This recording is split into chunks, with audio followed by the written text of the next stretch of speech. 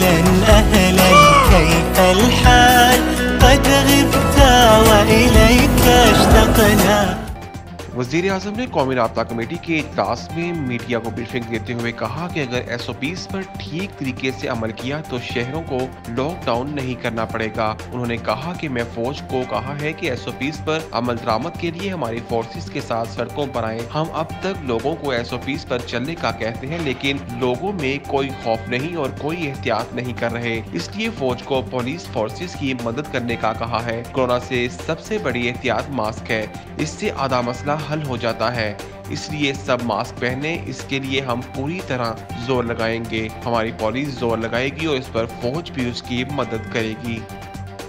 तो इस कोरोना को रोकने के लिए हमें फिर बंद करने पड़ेंगे शहर, और हम वो नहीं चाहते, क्योंकि दुनिया का तजर्बा ये है कि जब आप लॉकडाउन करते हैं तो जो सबसे कमज़ोर और गरीब तबका है वो पिस जाता है।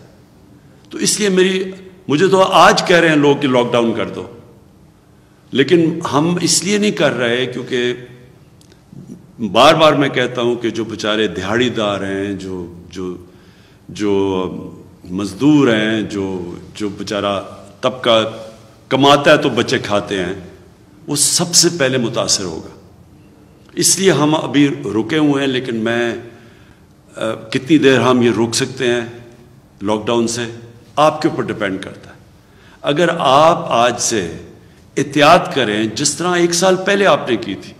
एक साल पहले जब पिछली रमज़ान आई, वाहिद मुल्क था पाकिस्तान जिसने मस्जिदों को बंद नहीं किया।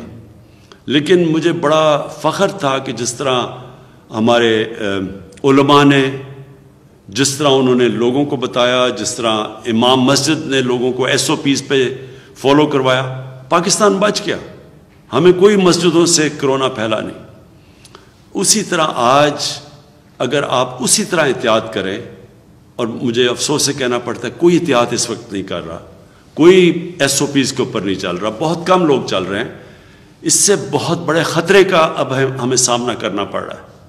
इसी तरह अगर हमने एहतियात ना की, हमें लॉकडाउन करना पड़ेगा।